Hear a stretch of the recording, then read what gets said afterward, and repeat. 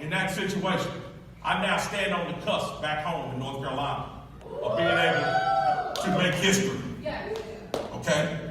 I sit right on the cusp of being able to make history back home. This poor kid who grew up not even thinking he was a person, who witnessed all those things, grew up in that little tiny shack. So folks, you can do anything. If you put your hand in God's hand and follow him, you can do anything. Now, how does that connect to what I'm about to talk about? What I'm going to talk to you about today is about the people who are our opponents, the opponents of conservatism and capitalism and the Constitution, and what they want to do to that Constitution. Because, folks, that's what it's all about right now. For the folks on the left, it is about destroying our Constitution. And why do they want to destroy that Constitution? Because that Constitution is based on Judeo-Christian values, which are the best, greatest values on earth. It is based on the wisdom and knowledge of Jesus Christ. And they know they must separate that from the minds of the youth of people in this country and the masses in this country for the purposes of fundamentally transforming this nation, as one president said, into a Marxist socialist society. And I say over my dead body. So how are they trying to destroy our Constitution? The first way they're trying to destroy our Constitution is by mocking our Constitution. I want you to think about this. Here's the way our Constitution was marked way back when. You know, we said we hold these truths to be self-evident. All men are created equal, the Declaration of Independence. The time when we wrote that, our founding fathers wrote that, this nation had slaves. It was a complete mockery of everything this nation stood for. And there were people in this nation who knew it. The leftists today love to say, make this thing out like all the people who lived back there were these racists who perpetuate the ideals of slavery. It's not true. From the very beginning of this nation, there were people who stood up and said that slavery was a mockery of everything that we stand for. It was a mockery of our Constitution after it was written. But there were forces on the other side that were hell-bent on keeping white supremacy and slavery in place. So much so that they started a civil war. And who were those people? They were Democrats. But to hear tell it was Republicans. But we know the truth. So they mock our Constitution. They mocked our Constitution then by wanting to keep the institution of slavery in place. Now let's move up to 2019. How do they mock our Constitution today? The very first tenet in the issue of human rights is the right to life. And the people who want to mock our Constitution today want to take away the right to life to the most innocent among us. They will fight tooth and nail to steal the lives of innocents in the womb. And who is it today that stands up for those innocent lives in the womb? It's Republicans, conservatives. We stand up for the rights of the unborn. And why? Because it's the right thing to do. Just like it was the right thing to do to stand alone on the street corners and in the pulpits back in the 1800s for the slave. It is the right thing to do now to stand up in the pulpits and the street corners and the classrooms for the unborn. Because abortion, it takes away that first right, that very first human right. It mocks our Constitution. It literally laughs in the face of our Constitution. And that's how these leftists use it to try to destroy our Constitution. What's the next thing they do with our Constitution? They subvert our Constitution. Now, how do they subvert our Constitution? They subvert our Constitution by taking young people out of the home that have been taught the tenets of Christianity, taught the tenets of patriotism. They take them into the classroom, they deprogram them, and try to reprogram them under the socialist mantra. And the very first thing they do is tell them that the Constitution was written by a bunch of old white men who hated Negroes and hated women and is antiquated and outdated and is no longer useful in this society. They try to totally subvert the Constitution. I tell people this all the time, folks. Imagine that there's a weapon, a gun, laying on the table. And that gun was used to assault your friend. Long time ago, that gun was used to assault your friend. Does that make that gun any less capable of you being able to pick it up and defend yourself? The Constitution is the same way. Just because the Constitution was written while I was a slave has no bearing on the fact that I can use the Constitution today.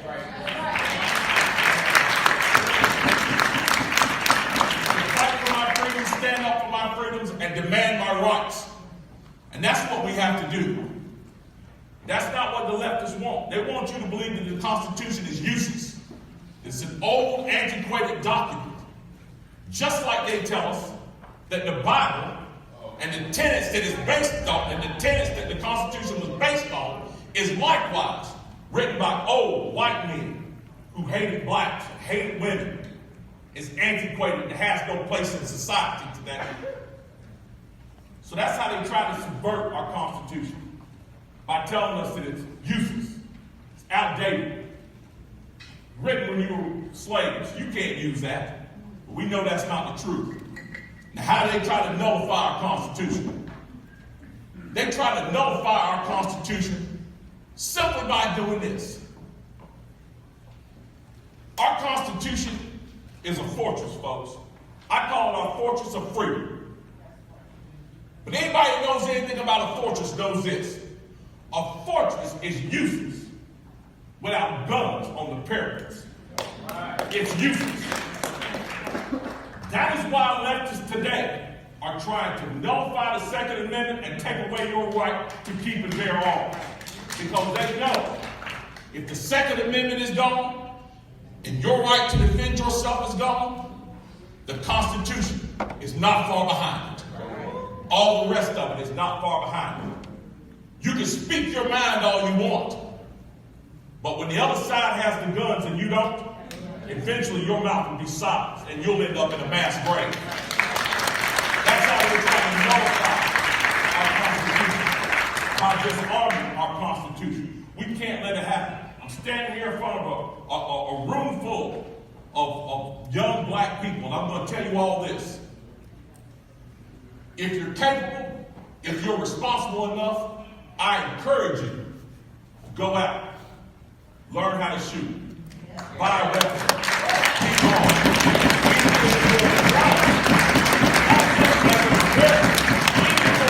As a human being to have the right to defend yourself. Don't let anybody tell you that you do not have the right to own a firearm. Don't let anybody discourage you from owning a firearm. Because, you know, it's real odd, folks. Here it is. During the West African slave trade, you know what the Europeans tried to do first? They tried to land on the shores and take people by force. But you see, those African warriors, they were armed. And they repelled those Europeans. And they had to find another way in. And how did they do it? Through your own people. They did it economically. They moved in and took advantage of the wars that were going on and convinced those kings and those princes to trade away their war captives to them as slaves. But had it been, if people had stood up, armed men had stood up then and used those arms to repel those folks, slave trade never would have happened. Being armed is key.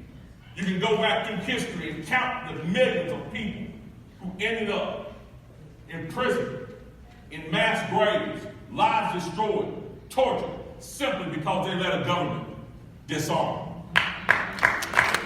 So that's the final way they seek to destroy our Constitution, is to nullify it by disarming us. So what do? Why are we talking about this? The reason I'm talking about that is this, is because we have to become engaged, folks. The time for sitting around watching reality television and going out to eat with friends and spending all our spare time making ourselves feel good is over. If you want to preserve your freedom, if I want to preserve my freedom, we have got to put some work in, folks. We have got to start putting in work. We've got to study and show ourselves know it chapter and verse. We've got to be able to tell our children and our grandchildren the glorious history of our people in this nation. And we've got to get involved politically. We can no longer go to the poll and just push R&D. We got to know why we're pushing R&D. We got to know who it is we're voting for. When they ask you why you're voting for candidate A, you should say, I'm voting for candidate A because he believes in this, this, this, and this. I'm voting in candidate B because she believes in this, this, this, and this. And that's how it lines up with my values and my beliefs and what I want to see in our society. And I want to answer a question that was asked earlier about these big cities. It was conservative principles that built those cities. Yep. It's leftist policy that's now destroying those cities. Yep. We see it all across the country. So my question is this.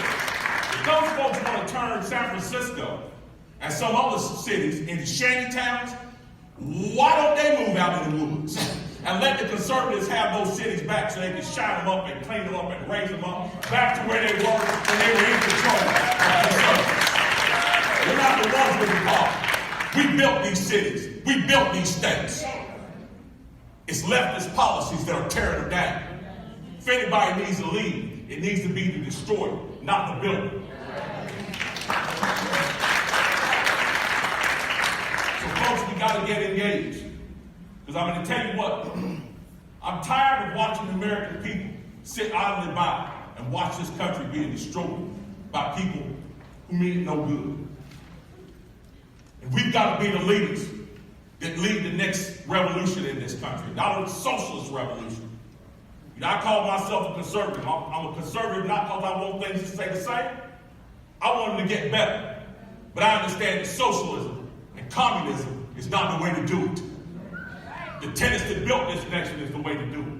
And it lies in that Constitution. Last thing I'm going to leave you with is this. People ask me all the time, if you could tell black people anything, what would you tell them? They ask me that all the time. And this is what I tell them.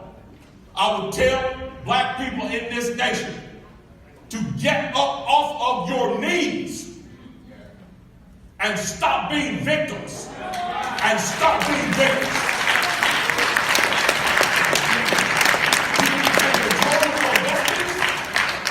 You need to take control of your lives. You need to take control of your bodies and your children and your homes and start being husbands and fathers and mothers. You need to start being students and workers that are productive members of society. And you need to start being proud of that flag. Because that flag represents who you are. In every way, shape, and form, that flag represents who you are. Not any flag of any nation in Africa, but the American flag that your forefathers fought and died on to win your freedom. The last thing I would say to them is this. You need to stop being a lapdog when it comes time to vote. You need to stop being an attack dog when it's time to push the agenda. And you need to stop being a stray dog when it's time to pass out the bucks. Because right now it exists with the Democratic Party. That is destruction. They pet you when they want you to vote. Yep. Yes, they enrage you when they want you to attack. Yep.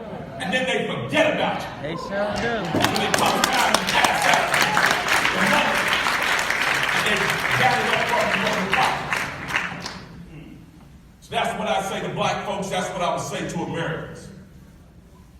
And the last thing I would say is this, and I say this to everybody in the sound of my voice.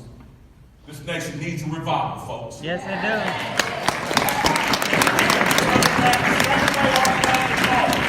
They got stuck right in that Constitution. They did not turn to some self-help book written by some guy like Dr. Phil, Joe Austin.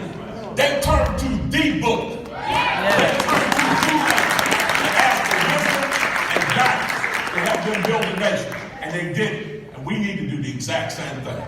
Thank you very much, folks.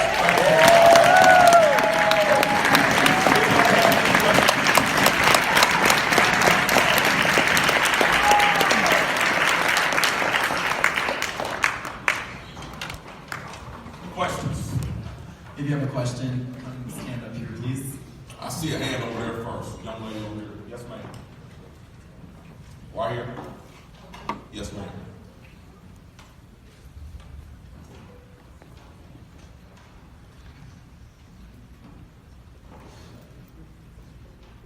Hi, good morning.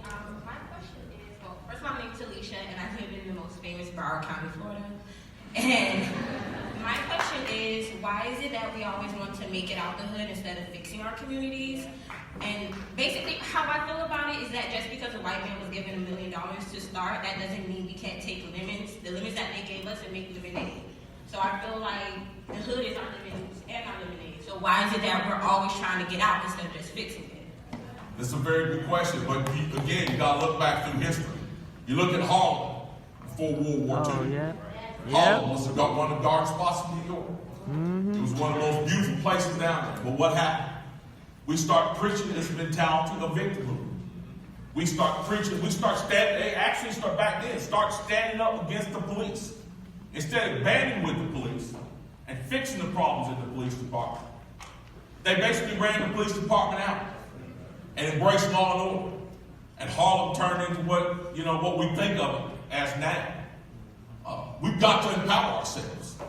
And it all starts with ditching the victim mentality.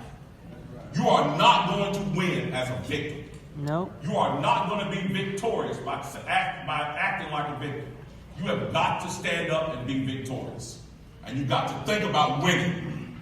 You've always got to think about it from the point of winning. Yes. Never being a victim. So that's a great comment and a great question. Yes, yes ma'am. Hey there, I'm Mari from Atlanta, and I have something similar to her question, which is on building communities and building the individual. So for me, I believe that it all starts with God, it all starts with your faith in Christ, because even everywhere we see that a lot of those principles are very biblical for those that don't even believe. So how do you go about taking those biblical principles and talking to people who may not be believers, but trying to build them, and those communities do the same thing? Well, there's no easy answer to that because, as Brandon mentioned before, that's going to be an issue for the church to take up. And anybody who's been paying attention knows that the church in America has lost its way. Yes. It's about being popular. It's about being liked. Yeah. It's about being a pastor and getting on Oprah Winfrey. Yeah. If I'm a pastor and Oprah Winfrey calls me and invites me on, I'm doing something wrong.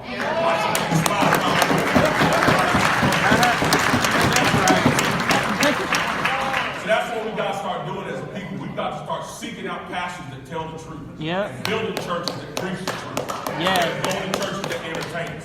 Yeah. We start walking away from these mega churches that entertain us. Yep, I walked away from the mega church. Yep.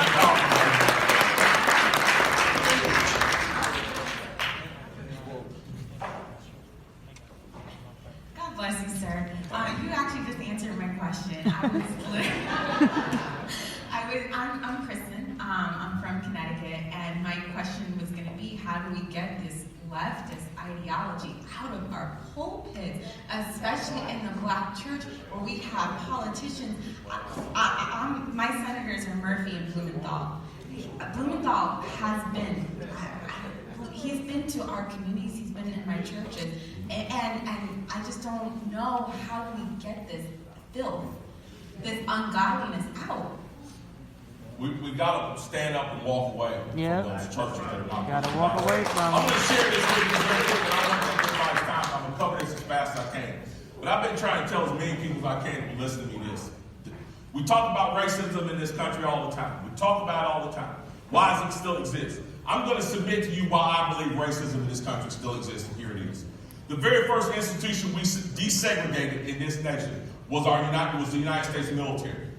The second thing we desegregated was our schools. Then we desegregated public accommodations. Then we desegregated the workforce. So we've learned how to kill together. We've learned how to educate together. We've learned how to eat together. And we've learned how to work together.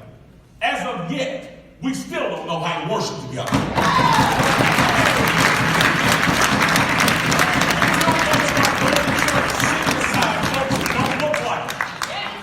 And fixing what's in here, We are never going to fix the race issue in this church. It's not an issue for the government to solve. It's not an issue for our Constitution to solve. It's an issue for our churches and our pastors to solve. And they failed miserably. And we've got to get to that. So, yes, ma'am. Yes, sir. Yes, my name is Calvin, and I heard you mention something about like capitalism and socialism. And, anybody that know like the basics of economics know that like the command economy is like socialism because it's regulation, big government, and the market economy, free from regulation and free from big government. But history has proven that socialism never works in its purest form. And I don't know any historical accounts of capitalism working in its purest form, but I mean, don't you think we should have a balance, like a mixed economy or something? How do you feel about like half and half? Well, the fact is that we've, both economies have used the other tenants, some of the other tenants to prop themselves up. When the communists took over Russia in 1917, they used some capitalist principles to prop the economy up. And unfortunately, in our country, when we had the Great Depression, we used some socialist principles to prop our country up. The problem is it worked for the communists. It never works for us. It always ends up leading to entitlement programs that cause people to become quasi-slaves to the government. So I would submit to you that we don't ever need to mix. We never need to mix. We need to be encouraging people to take advantage of the capitalist system because you can make it. You can succeed. In a socialist society, you can forget it. Eventually, you're going to run out of other people's money and everybody's going to be hungry. So capitalism always works. Socialism never does. We should never embrace it. I agree with you. I just want to hear you. Last question. All right, so at these events, I usually tend to hear a bunch of liberal bashing. My question is, when you look at Republican areas, Republicans can't even help the poor white people in these rural areas. Let's talk about the facts. When we look at these Republican areas like Mississippi, the poverty rate, 19.8% of people are in poverty. Louisiana, 19.7%. West Virginia, 19.1% of people are in poverty. Kentucky, 17% of people are in poverty. Kentucky's the 5th poorest state. I don't think Republicans are doing much in those states. Those are the facts. Also, Republicans say they're against socialism. Why is it that Republican states are the most federally dependent? Isn't that a handout? Are you ready? Are you ready for the answer? I'm sure you're ready for the answer. Number one, I don't know if the Republicans you're speaking of are against socialism, but I am, and most of the people in this room are. Number two, if you go back and you look at those statistics that you're talking about, do you know how all that dependency and poverty was created? It was created by Democrats and their entitlement programs. In some of those states, there are some 40 people who depend on welfare. And when did they start depending on welfare? And when did they start depending on government handouts? They start depending on those folks under a president named Franklin Delano Roosevelt, who created the Socialist Social Security Administration and all the programs that went along with it. Entitlement programs always, and I'm going to say this plain so people can understand this, entitlement programs will turn strong men with strong work ethics into government titty bags.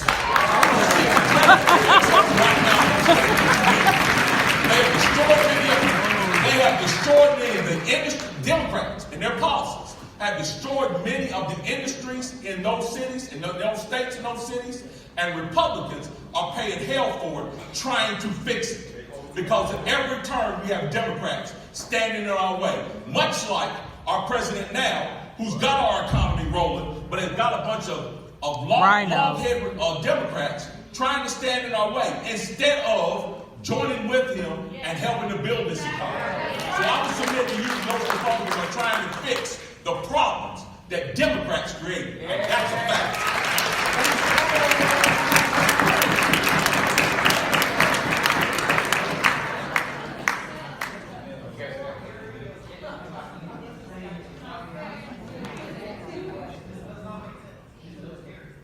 We're talking about bad federal policy, is what we're talking about. And I know what I'm talking about when I talk about bad federal policy. I've lost 2 manufacturing jobs in my life, well-paid manufacturing jobs, to something called NAFTA. 2 of them. So it's about bad federal policy and how that affects people. And I'm telling you, go back through history and look. It started with your buddy FDR.